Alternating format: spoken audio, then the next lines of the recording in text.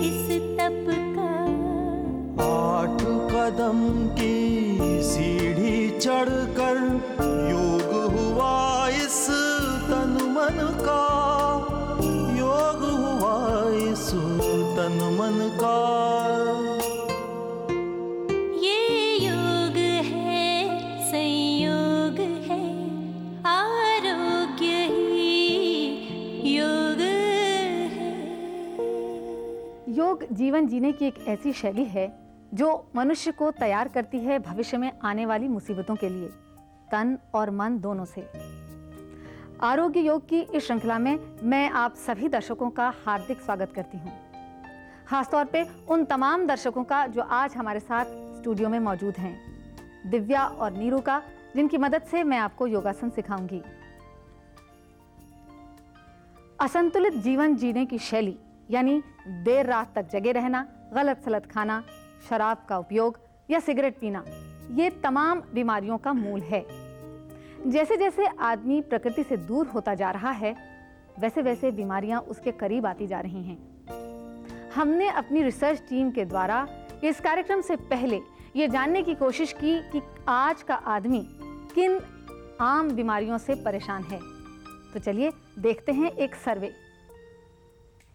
I'm a heart patient and I have a lot of problem of blood pressure.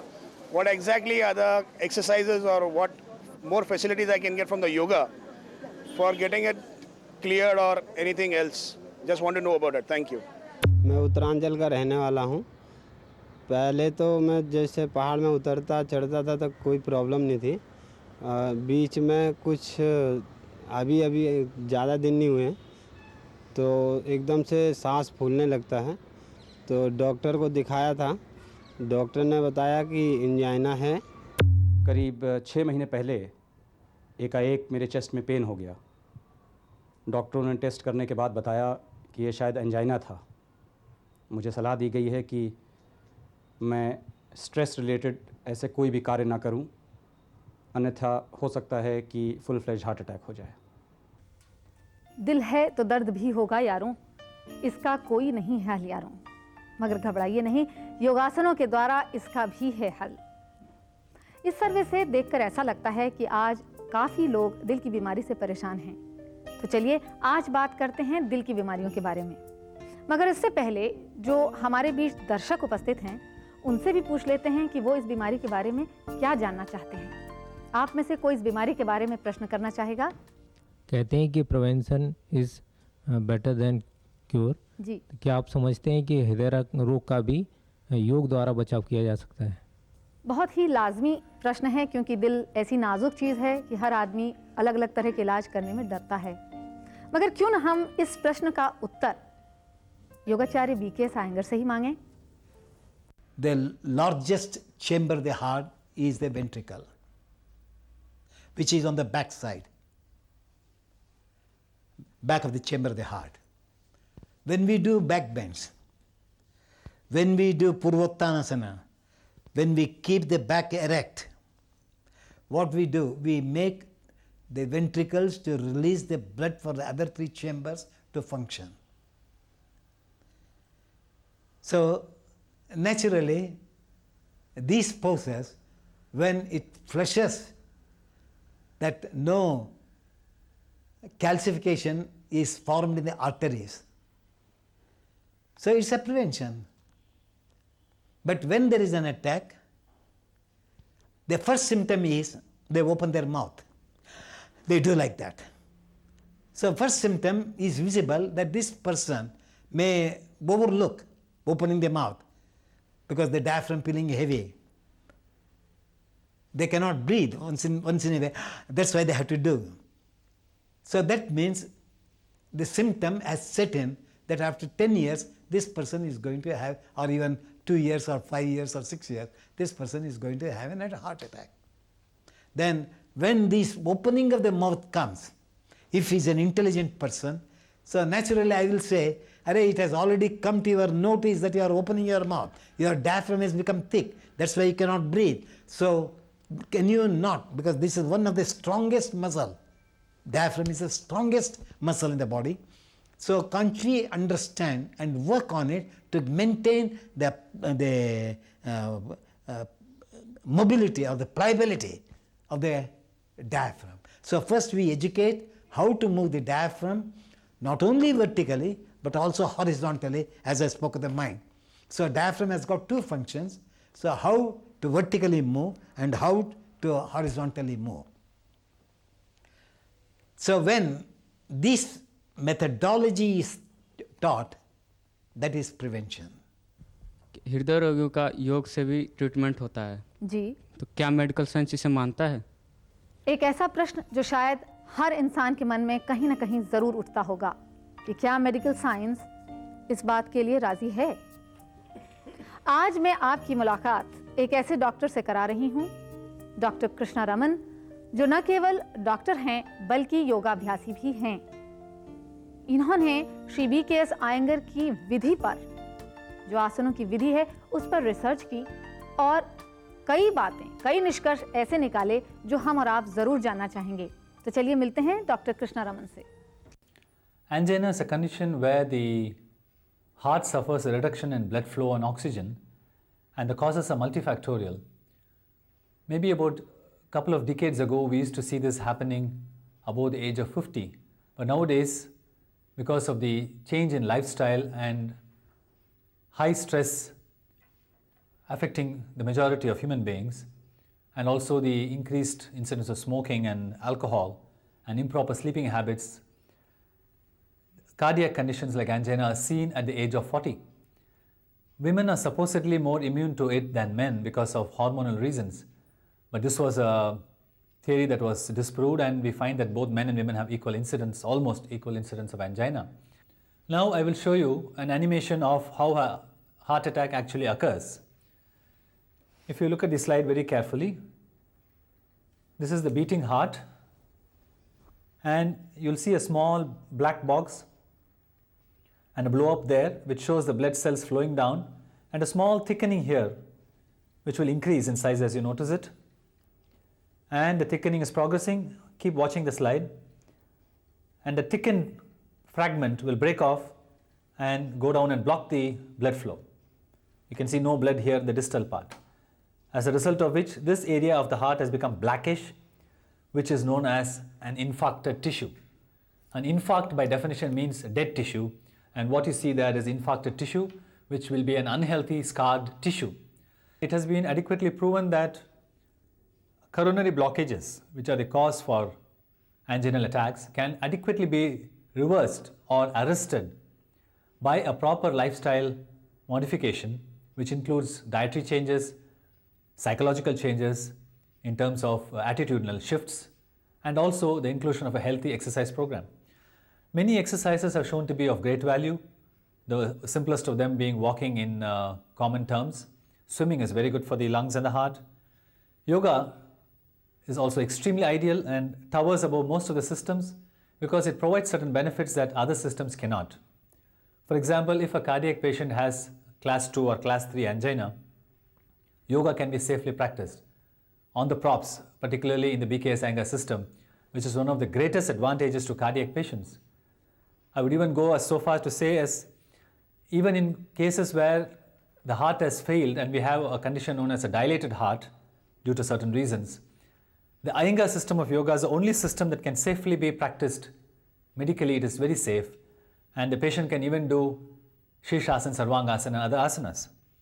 Coming back to angina, a certain strictly followed regimen of asanas can increase the patient's effort tolerance, threshold for anginal pain, and in the long run, because of lifestyle changes, it would also reduce the incidence of atherosclerosis in the coronary arteries.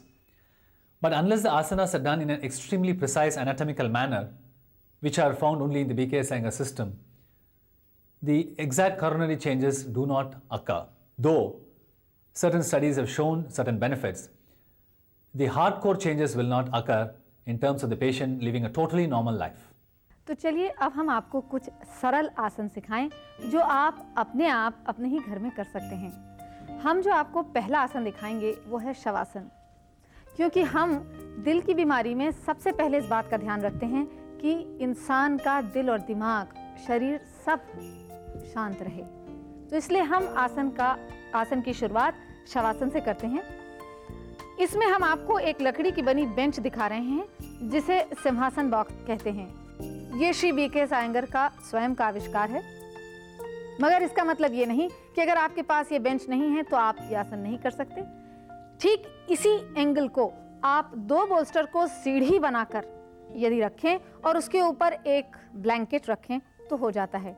पीछे हमने जो एक ईंट रख रखी है उसकी वजह सिर्फ ये है कि कहीं ये बोल्स्टर गिर न पड़े। अब आप देखिए कि इस सिंहासन बॉक्स के सामने आपको किस प्रकार उससे जुड़ के सीधे बैठना है।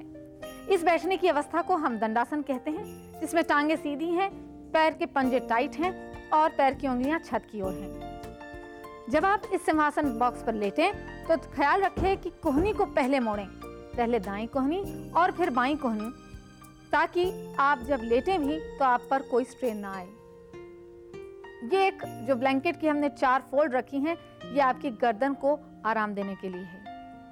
जब आप इस प्रकार लेट जाएं तो धीरे से अपने दोनों हाथों को दाईं और बाईं जमीन पर रखें।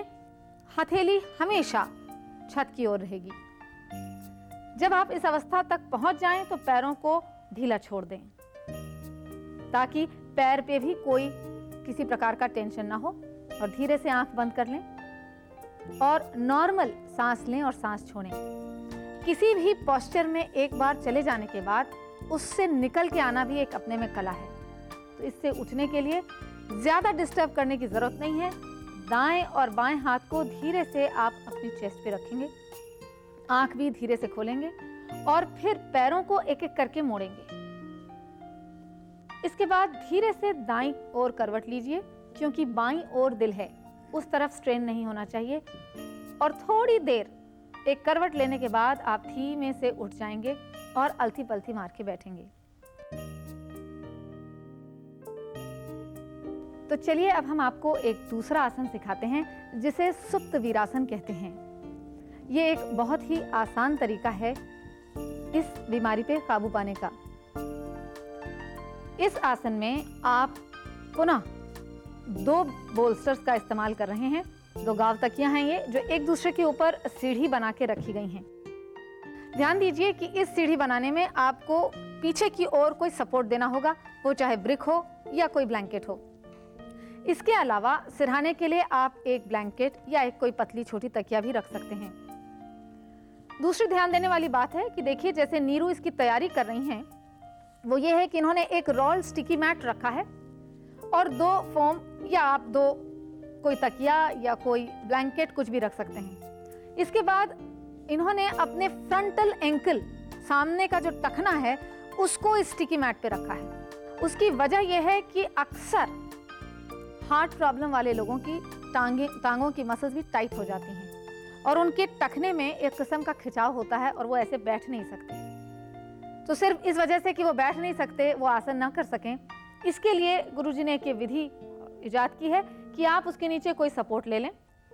और ज़रा सी नीरू, आप एक बार फिर से खड़ी होंगी, नील डाउन करेंगी, ताकि मैं दिखा सकूं। क्योंकि जैसे मैंने कहा, हार्ट पेशेंट की टांगों पे भी असर आता है, टाइट हो जाती हैं।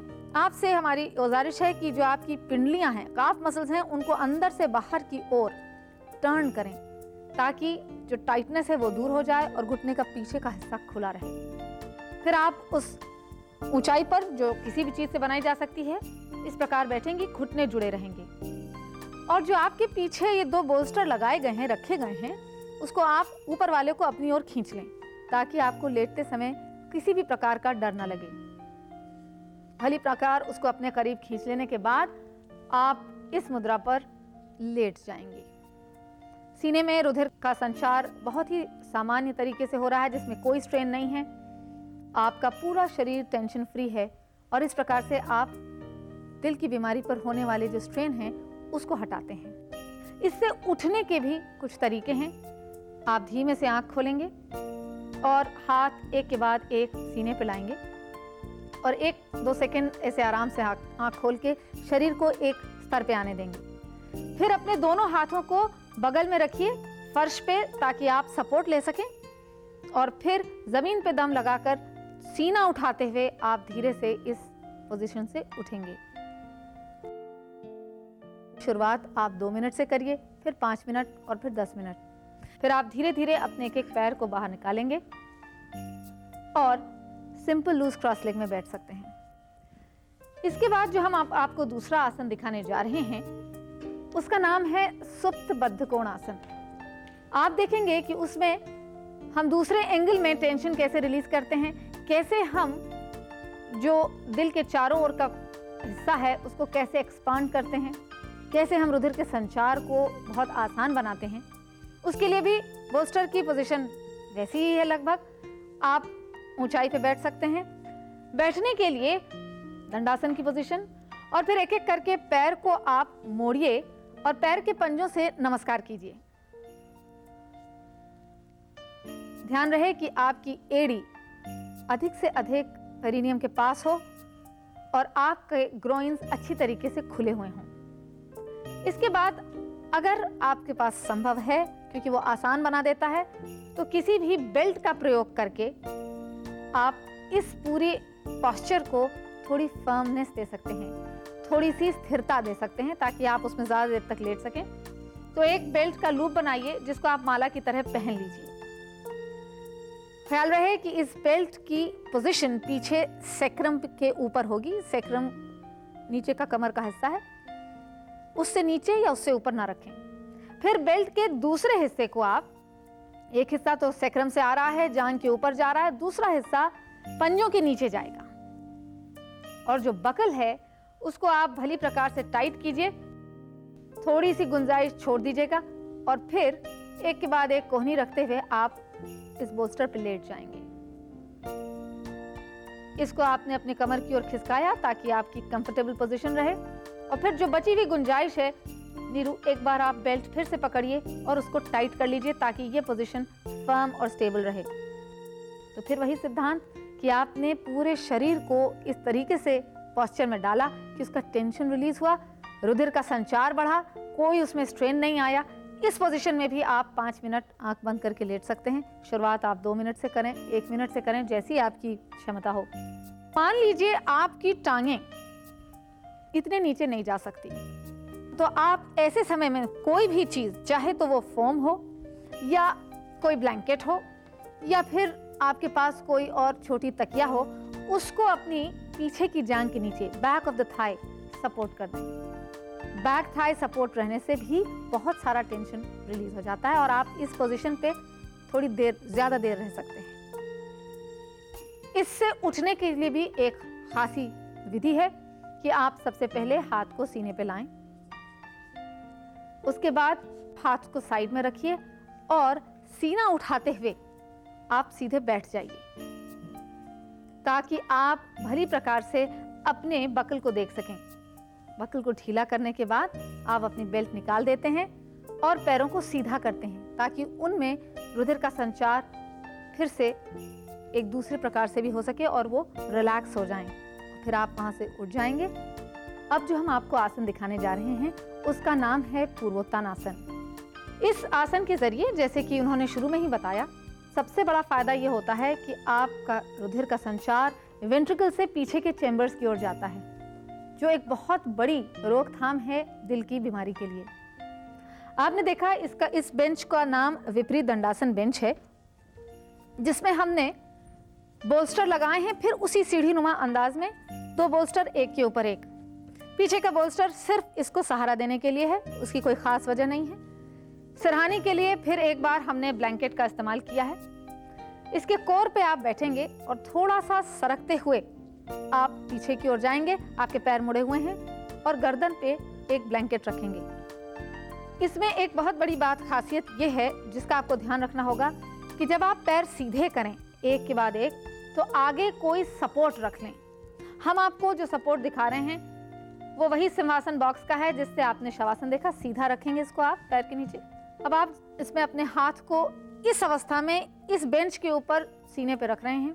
अगर आप खाट पे कर रहे हैं ये, तो आप खाट में दोनों ओर हाथ फैला भी सकते हैं। सबसे खासियत इस आसन की ये है कि इसमें पूरी तरीके से आपका हार्ट का जो कवर है वो सबसे ज़्यादा एक्सपैंडेड स्टेट में है। रुधिर का संचार बहुत ही आसानी से हो रहा है। जो एक दम घुटता है, जैसा गुरुजी ने बताया कि आदमी सांस लेने के लिए तरसने लगता है, वो इसमें बिल्कुल ख़त्म हो जाता है। इसके अलावा जैसे मैंने आपसे पहले भी कहा कि डायफ्राम का एक्सटेंशन है और माइंड बहुत ज़्यादा रिलैक्स होता है, क्योंकि आप इस अवस्था में शरीर में जितना भी टेंशन है वो मिनिमम लेवल पे होता है। इस आसन से निकलना फिर एक खासी बात है। पहले पैर को एक के बाद एक पीछे कीजिए, फिर हाथ को साइड में इस बेंच पे या जो आपके वहाँ खाट हो जिस पे आप कर रहे हैं उस पे रख लीजिए। खाट या आप किसी मेज पे भी कर सकते हैं जो जरा चौड़ा हो, जैसे डाइनिंग टेबल। फिर आप सीने और माथे को उठाते हुए आप ऊपर आएंगे, ताकि आपने जो एक्सपेंशन हासिल किया है वो आप खो न दें। एक बार आप बैठ गए तो फिर आप धीमे से उठ जाइए, और इस तरीके से आप इस आसन को भली प्रकार से अपने घर में भी कर सकते हैं। इसके बाद हम आपको एक और आसन सिखा रहे हैं जो बहुत ही आसान है, जिसे भी आप अपने घर में कर सकते हैं, और जिस आसन का नाम है क्रॉस बोल्स्टर्स। जैसा नाम से पता चल रहा है कि क्रॉस बोल्स्टर, जैसे सेतुबंध सर्वांगासन। एक बोल्स्टर आप हॉरिजॉन्टल रखेंगे, इसको सीधा करिए दिव्या, और दूसरे बोल्स्टर को उसी के ऊपर वर्टिकली रखेंगे। क्योंकि ये डगमगा रहा है इसलिए हम इसके पीछे एक ब्रिक का भी इस्तेमाल करते हैं, या आप कोई ब्लैंकेट रख सकते हैं। फिर मैं नीरू से रिक्वेस्ट करूंगी कि इसमें ऊपर आके इसमें बैठे, इसके एक कोने पे जी। पैर मुड़ा रखिए, थोड़ा नीचे स्लाइड करिए, पैर मत खोलिए पूरे, हाँ। उसके बाद आप हाथों के सपोर्ट के द्वारा पीछे की ओर जाएंगे। अब आप कैसे पीछे जाएं ये इस बात पर निर्भर करता है कि आप स्लाइड करेंगे। ध्यान रहे कि आपकी डॉर्सल स्पाइन इस बोल्स्टर के एज पर आए। कंधे इतना आप सरक जाइए कि नीचे लगाए हुए ब्लैंकेट के ऊपर आए। अब और ब्लैंकेट को मत शिफ्ट कीजिए दिव्या। ब्लैंकेट के ऊपर आपके कंधे आने जरूरी हैं, नहीं तो कंधों पे स्ट्रेन आता है। तो इसलिए आप एक बार फिर पैर मोड़िए नीरू, और थोड़ा पीछे जाइए, ताकि आपके कंधे बिल्कुल आराम से हैं, कोई टेंशन नहीं है। देखिए गर्दन भी बिल्कुल शांत है, ढीली है। और अब धीरे धीरे पैर सीधा कीजिए।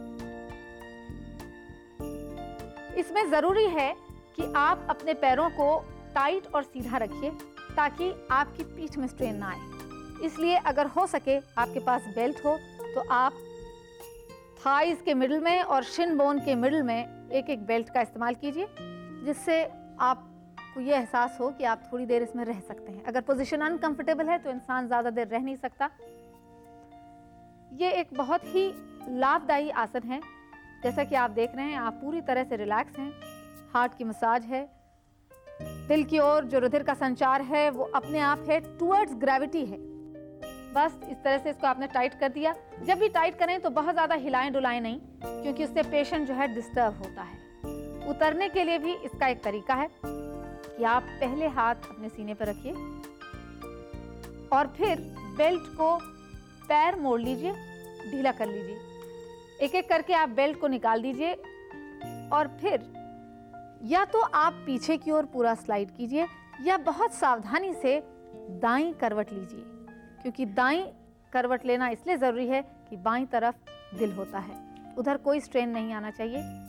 दाईं करवट लेने के बाद अच्छे से करवट ले लीजिए, बायां हाथ ज़मीन पर रखिए और धीरे से आप इस पोजीशन पे वापस आ जाएंगे। सिंपल लूज क्रॉस लेग में बैठेंगे और इस तरीके से आप सेतुबंध सर्वांगासन कर सकते हैं। इसके बाद जो हम आपको आसन दिखा रहे हैं वो अक्सर आसन के अभ्यास के अंत में किया जाता है, क्योंकि उससे जो लाभ होता है वो लगभग शवासन की तरह है।